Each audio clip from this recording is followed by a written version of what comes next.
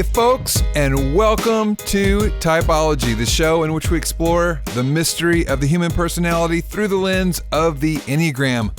I'm Anthony Skinner, producer of the show, and right out of the gate, we have some big thank yous for our Patreon supporters. If you haven't heard of Patreon, I'd like to remind you about our campaign. Patreon is a way for you to support content you believe in, like Typology, on a monthly basis. For as little as $1 a month, you can partner with us to help us cover the cost it takes to bring this show to you every week.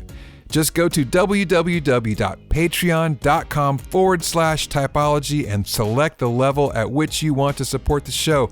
That's www.patreon.com/TYPOLOGY. And you will not only receive our undying love and gratitude, but you're going to get a bunch of great bonus content as well. Even $1 a month, folks, is a huge, huge help. All right, time to give a shout out to those of you who have contributed to Patreon already. So let's hear it for Madeline Gallagher, Thomas Finsky, Karen Hanna, Denise Hadley, Marianne Fisher, Christy Hamilton, Les Walters, D. Scott Neal, John Dooman, Noel Warner, Angela O'Brien, and Amy Edge. Your contributions are all so greatly appreciated. Thank you so much. Lastly, don't forget to go to iancron.com/shop and get your Enneagram mugs and teas. That's iancron.com/shop and get those Enneagram mugs and teas today. All right, that's it for me, Anthony Skinner. Let's join Ian in part 2 of our 2-part series with author, pastor, leader, Darren Whitehead. If I were to go to your best friend and say, where does Darren get stuck? What do you think that person would say? Like where do you get stuck? Well, I heard you having a conversation on this podcast with Miles Adcox recently, right, who was, sort of discovering that he was a 3. I think I am like just classic 3.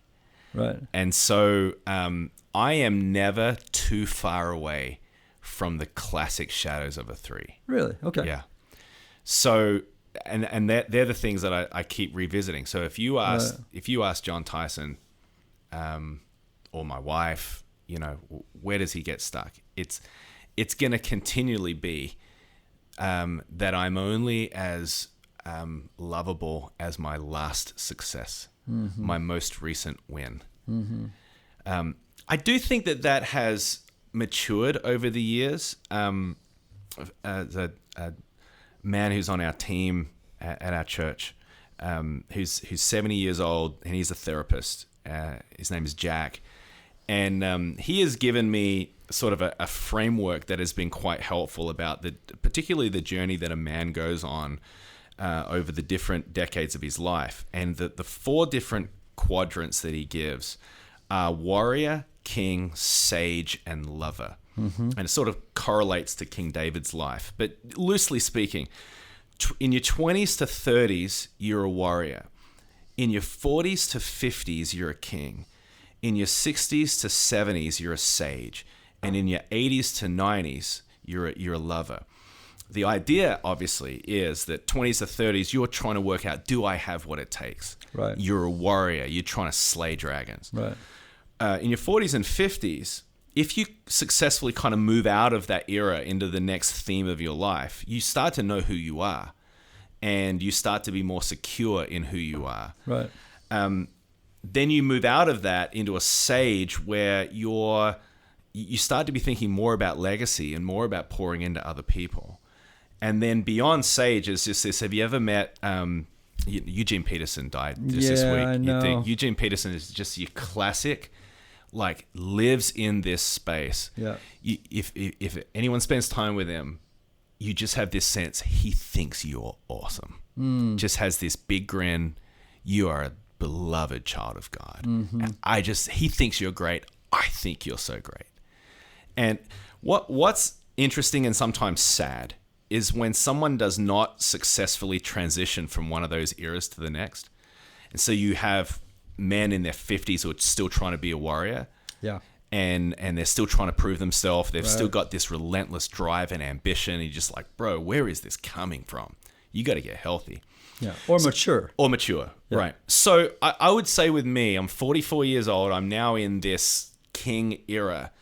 And I don't have the same insecurity that I used to have when I was in my 20s and 30s. Mm-hmm. I'm not wondering if I can do this, or is this what I'm supposed to do, or is this what I'm good at? Like, I actually feel more secure. And some of the ways that I self-observe, and my wife has mirrored this back to me as well.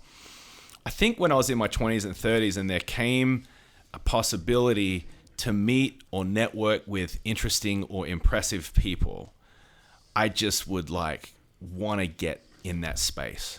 Right. Now I don't really care. And so my wife has said to me, it's really interesting to watch when there's important people around and you don't care anymore. And I think that some of that has just come from like I'm just in a different era of my life now. Like, I'm not in a warrior phase. I'm not on this hell-bent drive to see if I've got what it takes anymore. I feel much more settled and at peace with who God has created me. Not sure if that's getting at what you're asking. No, it's a great one.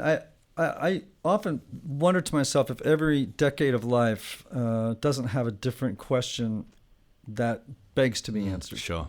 You know, so, you know, your 20s, let's say, is, am I adequate? And do I have what it takes to not just manage life, but to conquer, you know, whatever it is that is mine, you know, what's mine to do, whatever that is to do, you know. Hang some skins on the wall. Yeah, exactly. Right.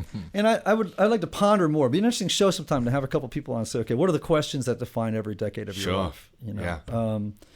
But I do think, I mean, at 44, you're kind of in this funny synapse, or you're in this zone too of, I think also there's some existential questions that change, you know, not just professional questions, right? But which is what, you know, these existential questions are the ones you're alluding to, right? Which are, you know, less about issues of adequacy and more about issues of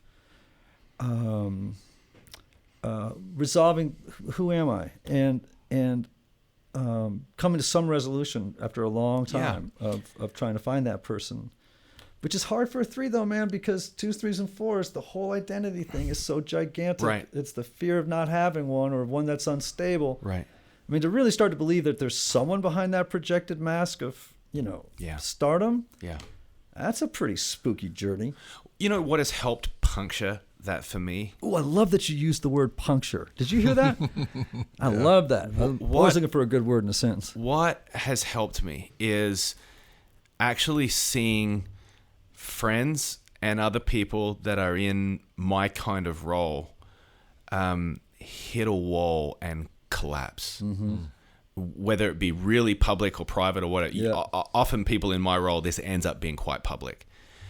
And then asking myself the question, am I on the same trajectory? And am I on a road where I am going to collapse under the weight of the thing that I'm building too at some point? Because I sincerely don't believe I'm smarter, godlier, stronger character. Like, I don't think that I'm better than any of these people. I remember this is several years ago. This is probably 3 years ago. Another fairly high-profile pastor had a moral fall and was no longer in his position, and, you know, in many ways sort of went into hiding and shame. Right.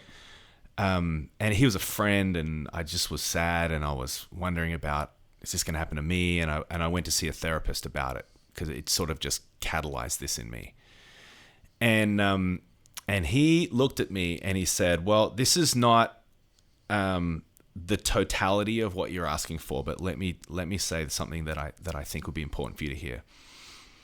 He said, there's a difference between 2 words, with and for. As a pastor and as a leader and as a Christian, you must only be about doing things with God, not for God. So you can build a lot of things, you can do a lot of stuff, but if the Holy Spirit is not leading you in these things, if he's not guiding you in these things, then you're doing things for God. And really the spirit behind all of that is earning God's approval again. Yep. And in that moment, I thought, I have got to spend the rest of my life being someone that is only doing things with God and not for God. Now, as simplistic and as grandiose as that is, I actually took a great deal of comfort in those words. It sort of gave me a bit of a mantra to repeat to myself, particularly, a 3 and a 3 in the United States and a 3 in this kind of space. For a 3 to be healthy, I think, and maybe this is just me, but for a 3 to be healthy, it requires turning down really great things. Oh, give me an example of that. I can't give you an example. And then pass them my way. Let me take the crumbs off your plate. It's turning down. It would be obnoxious for me to give you examples. I'll make up one. You get a speaking date offer at someplace great. It's a speaking gig. It's a speaking gig that is really going to put me over the edge in exhaustion and neglect my family, right, and try to do too many things. But it's not saying no to crappy things. It's saying no to great things. Right. It's saying no to things that look beautiful and redemptive, and Right. So my wife, you were talking about doing intense therapy over an extended period of time. My wife and I took a week over the summer, and we went to see a therapist. And it wasn't rehab, but it was prehab. That was a term that Miles gave me once. I love that term. Oh, I love that. So we had prehab. We're not in crisis, but we want to keep having awareness of our emotional dials and how we're doing and all that. So we spent 5 days together. And was it like a 1-on-2, like one therapist? Yeah, one therapist with us. Yeah, and that was it. And it was every day for 5 days. It was the most unenjoyable week of the summer and the most important. Okay, now hold on. Okay, now I'm fascinated by this. Okay, so it was the least. Say it again. It was the most unenjoyable week of the summer. All right, come on now, share. I'm just saying. We weren't at the beach. We're sitting in this stoic office with lots of browns on the walls, and we're just sort of talking, And every morning I got up going, ugh. How many hours a day were you doing? We did 2 sessions of 3 hours a day. Ooh. Wow. So we did 6 hours a day, and then we had a lunch in the middle where we just sort of kept talking about the themes. There were moments of laughter and fun, and what was great about it is the therapist helped us to distill the week's worth of discussion into 10 statements. And one, so almost like mantras, and one of the statements was, we have been living at 130% for 12 years. And we've been trying to squeeze 130% of commitment into obviously 100% that we all have, into our schedules, and we're always running behind. And we need to be living at 80%. We need to have margin for life, for crisis, for all of these kind of things. But that meant, coming out of that as well, to live at 80%, I got to say no to some things that, in one sense, from a little boy from a country town in Australia, I'm turning down things that are like dreams. Like, can you believe so-and-so wants me to come and speak, or I get to work on some project, or whatever it is. And I'm just saying, that's not the right thing. Mm-hmm. All right, so here's a question, though. Will people let you live at 80%? I'm not talking about you and your wife. Yeah. Okay? But you have we're all kind of, we all in our different numbers, we train people to respond to us in certain ways. Right. They become, for lack of a better term, reliant, sometimes addicted on our being a certain type of person that they've come to know and treasure. So you're at a church here of 6,000 people on a weekend? Yeah. Okay, you got 6,000 people out there with different ways of seeing you, understanding you, church, life, whatever. You have trained them, if you're a 3, to expect you to live at 130 miles an hour at supersonic speeds that beat everybody else in that room. What's going to happen if they say, will they let you? Yeah.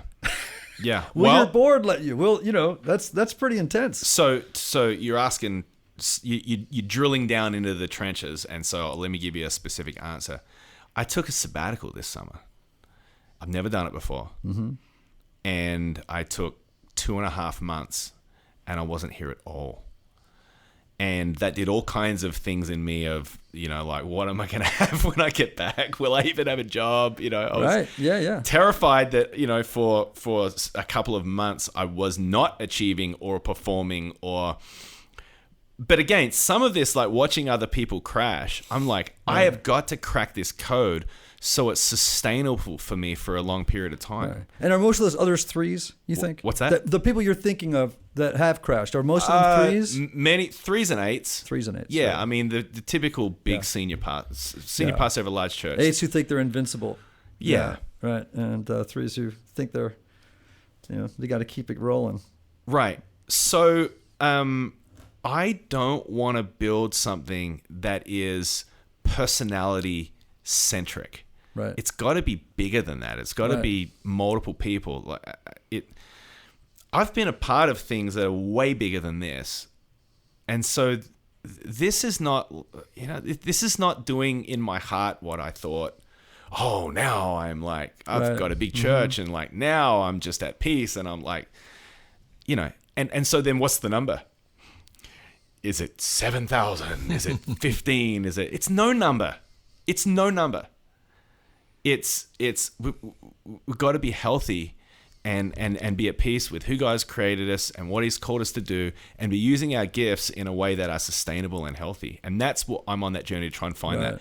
What that's going to look like for me is taking a break over the summer. Right. And my plan is to do that every summer. Right.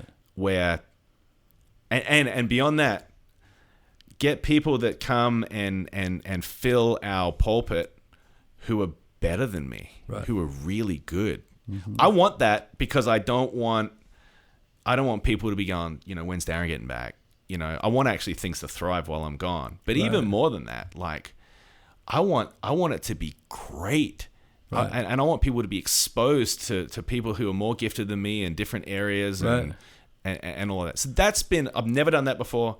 That is what's happened in the last 6 months. Right. And it's been really, really good for me. How have people responded to it? Surprisingly well. I've been insecure. Like I've been insecure where people are like, well, must be nice, like you go and take a break. I don't get to do that. Right. Like, how do you feel when they say that though? Kind of how I would feel. Like in the moment, I feel shame. Yeah. Yeah, absolutely. Yeah. I mean, I'm a driven guy. Right. Like this is going upstream for me to take time off. Right. So you feel vulnerable. I feel vulnerable. I feel okay? like right? people are going to walk into church and go, "Dang it, he's not here again." Right. Like. Right. Yeah. Are we going to keep tithing? Right. Yeah. You know what I mean? Like. Yeah. He needs to earn his money. Right. Like that's what plays in my head. Right. The vast majority of people.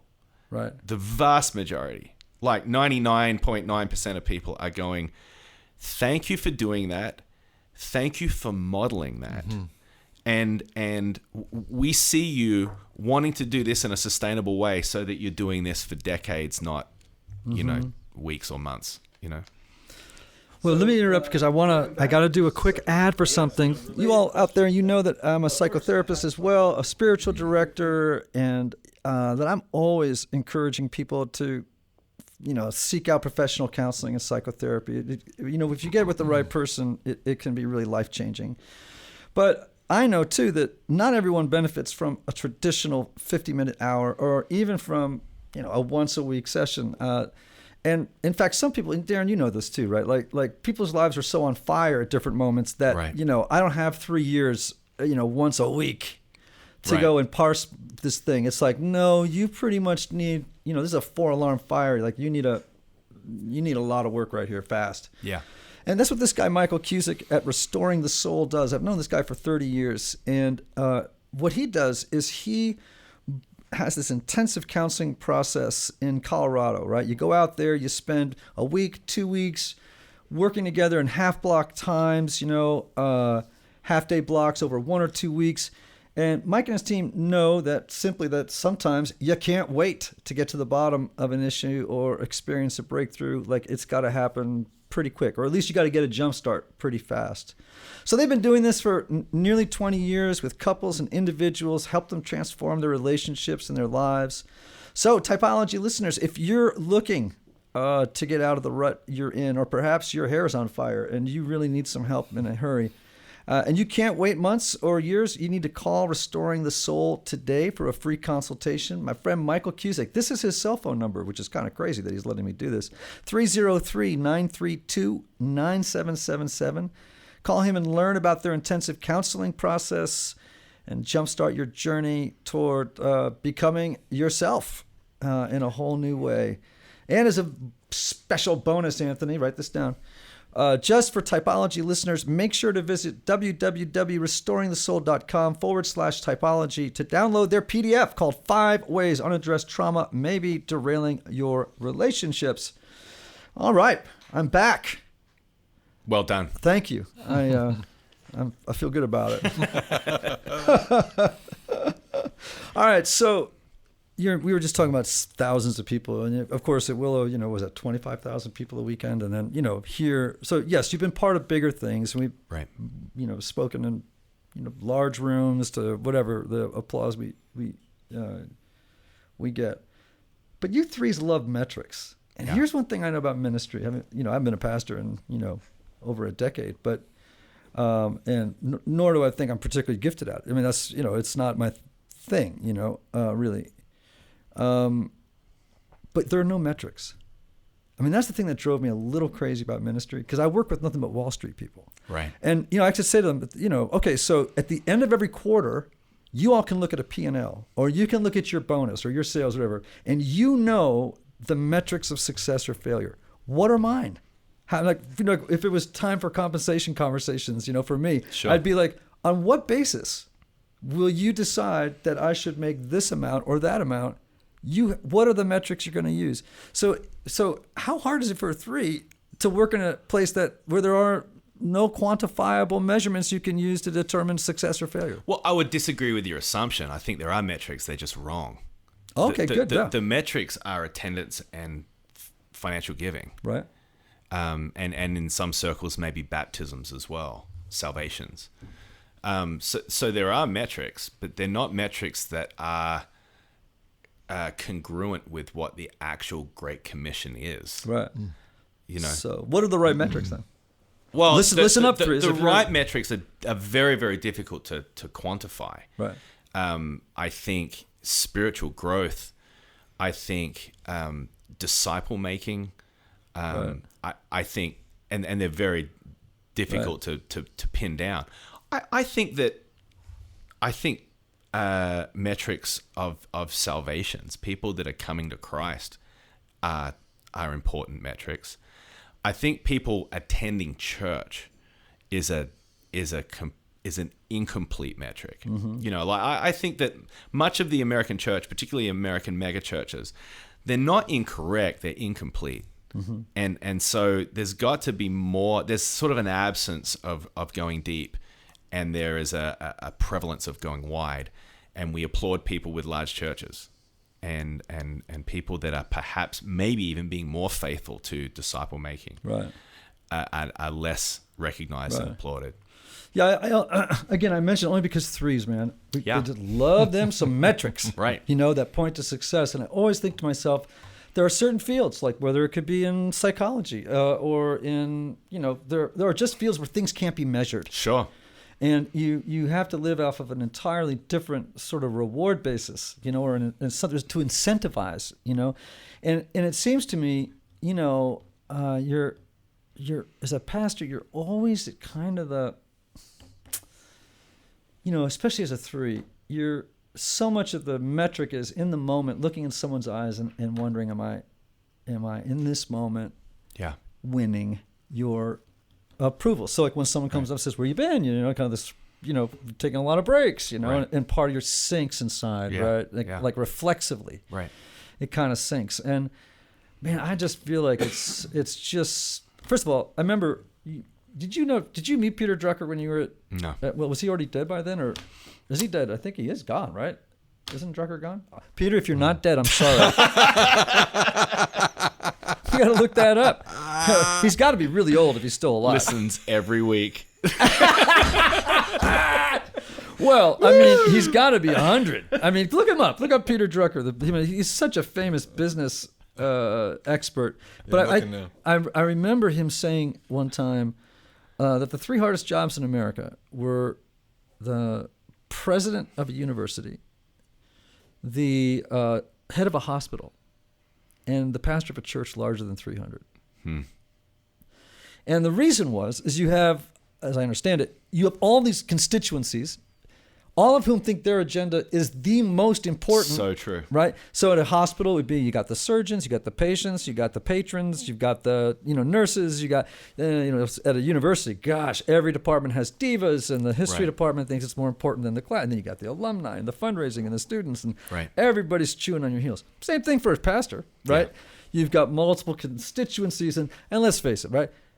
And this would drive anybody crazy, but everybody brings their dramas to church, whether they don't know it or not. Right. And it's all getting projected around the room, and usually on you. Right. Right. So, I could be a 48-year-old guy who, has decided to work out my dad's stuff with you. Yes. Because if I did it at work, I'd get fired. Right. And if I did it at home, I'd have to get divorced. But here, all I got to do is throw $5 on the plate, and I can work out all kinds of weird stuff with you and the church. I mean, as a 3, that's like, to me, that and the fact that you have all these pools of people wanting, clinging, clawing politics. Sometimes I don't know if that's an issue here. Is he right? I mean, do you think Drucker's right? I mean, it is pretty crazy here, isn't it? It's a difficult job. Yeah. You never get caught up. You never and for this week I'm done. I'm all caught up, and you never do. There's always more to do. Right. And you're constantly plagued with a sense of people projecting either their transference of particular male authority figures onto you, right, positive or negative, or they're bringing in what they believe is the most important value that a church should be about. Right. And so whether it is, about compassion and justice in the world, it's about racial reconciliation, it's about worship, it's about Bible study, it's about, disciple making, you name it. They sort of come in with a bias and a hierarchy of values, and they're looking to see whether their values matches what this church is. Right. That's the challenge. All right. So one of the hardest times of the week for me, I'm a 4, but I have a pretty strong 3 wing. I have a heavy 3. Yeah. One of the hardest times of the week for me was after I was finished speaking, immediately after, when I walked off the podium stage, wherever I happened to be, and I got what I call hungry eyes. Where I started to look around. It's just so reflexive, and almost as though I'm looking in everybody's eyes, asking the question, do you love me now? Yeah. How about now? Was that it? Was that enough? And, did you ever do that? Yeah. I think it's natural for anyone who does public speaking to want to have a sense of, did this work or not? Or was right. this good? I typically feel, because message prep for me is hard work. Right. Not if you just steal it off the internet like I did. Right. That was so easy. Well, I will say, I've traveled and done the same message in multiple venues night after night, and that's not difficult at all for me. No, right, yeah. But all new content, all new insight, all new stories. So I often feel at the end of a Sunday when I'm done, oh gosh, I got to do this again in 6 days. Yeah. It's just man. I'm so tired. Yeah. Yeah, and of course the pressure is ratcheted. It's so hot. The internet has kind of ruined it for. It has. Yes. Just the fact that you can hear great speakers at any moment, and then you're compared to the best, yes. all day long. Well, I was listening to this podcast on the way in by so and so on the route to hear your message, right? Which apparently fell far short of my expectations, given that I just listened to whoever. Yeah, you're I enjoyed your message on Matthew 5. You should have heard Tim Keller speak on that. Right. Yeah. I really liked your version of Hey Jude. You should hear Paul McCartney sing it. Exactly. Yeah. Oh my gosh, that Exactly. is so painful. Yeah. Well, I want to wrap up, but I circling back to the hungry eyes things. I'm actually vetting experiences that I had, Mm-hmm. right? But something I've noticed about threes, that not so much with you, but I can think of many others I've had this experience with. Oftentimes, I'm talking about male threes now. Yeah. I always say to my wife, look, he's got the lost boy look. It's this, there's something in the eye of a three. I'm not fooling you. Where I look him in the eye and there's this, they could be 40, 50. And there's this sort of an innocent, very fragile looking boy in the eyes that's looking back at you,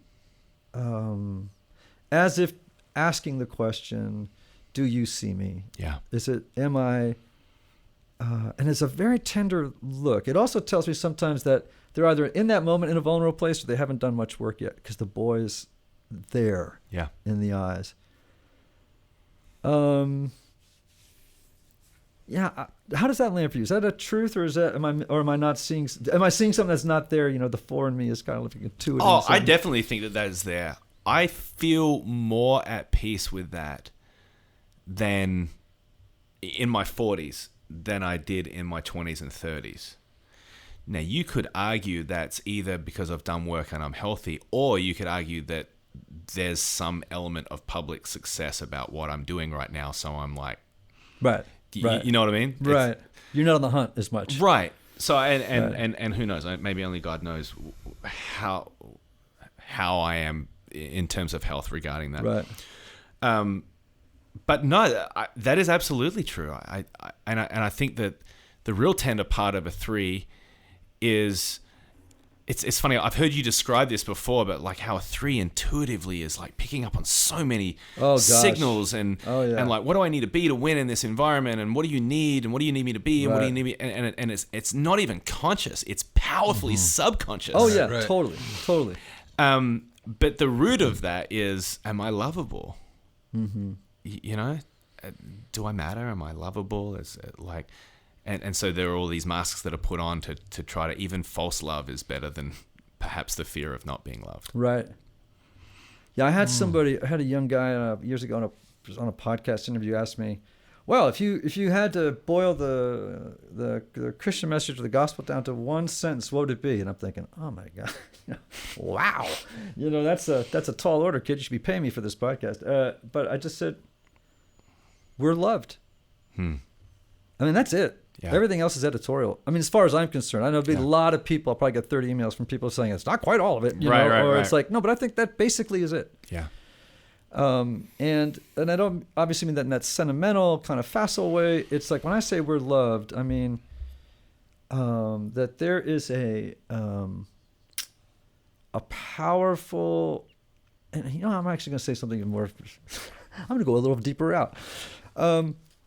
We're not just loved by a paternal God, but a maternal God. And I think sometimes that's a little missed, if that makes sense. We that there's a mother and father love to God. It's whole. It's this beautiful holding and challenging, and and I don't know. There's something about that notion. It's like basically everything else after that is commentary.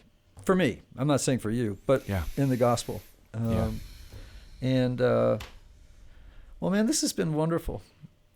Always love it. Any final things you want to say? Words of wisdom you want to impart to us?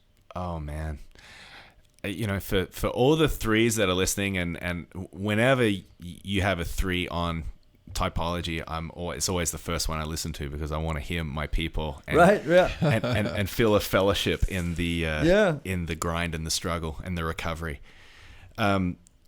I would definitely encourage threes to be reading as much about what a shadow side and a healthy side of a three looks like. Name a book or a resource they should read. I mean, I'm sorry to say the road back to you. I don't really want to continue. Yeah, please. I think that's fantastic. I tell you one book that really got to my threeness that was like open heart surgery for me was a book by Tim Keller called Counterfeit Gods. And it's all about money, sex, and power. Right. And how, we clearly try to find our longing and fulfillment and value in money, sex, and power. And I tell you what I felt when I read that book. Not shame and not guilt, but silly. Yeah. Like silly that I am trying to find my longing and quench my thirst in these things that will not quench my thirst. Right. Yeah. It's Jesus alone. Right. And so I would definitely recommend that book. Good one. That's a good one. Well, Anthony. Speaking of books, Darren's got a new book out we want to give a shout out for. Oh my gosh, of course. Yeah. You have a new book. Yes. This is Holy Roar. R-O-A-R. Holy Roar. Chris Tomlin, Darren Whitehead. 7 words that will change the way you worship. You want to tell us about what is this? So this is really one of my life messages, and it really came out of my own story. I had a very unemotional kind of a Christian experience as I was growing up, and I was invited to a church where they really started. They were expressing their love for God with great enthusiasm, and I was partly repelled by the whole scene and partly drawn in as well. And that began something brand new in me, where just the act of worship, the act of singing, the act of adoring Jesus brought something that was like ushered in something that was brand new in my Christian experience in my life. And this book is about the fact that the word praise in the Psalms, there are 7 Hebrew words that are all translated in English to the word praise, but all 7 of these mean something slightly different. So we learn more about what praise actually means by studying each of the 7 words. One of the words means to lift your hands. Another word means to be on your knees. Another word means to sing a new song. Another word means to sing, to worship, and thank God for that which you have received, and thank God for what you have not yet received. So they all mean something slightly different, and it's been quite transformative for me. And Chris Tomlin and I have been touring together and sharing that message. And you've been singing with Chris, right? I've been singing badly. Writing songs, singing. I've been speaking. I'm staying in my lane. Okay, how great would it be, though, if you came out one night without telling anybody with your guitar on, your little Yamaha, and you said, Chris, hold on a second. I like to close my talk. Here. I got a little something going on. I got an idea I'm working on. Yeah. Michael, row your boat ashore. Hey, everyone, here's one you might know. Sing back. Hallelujah.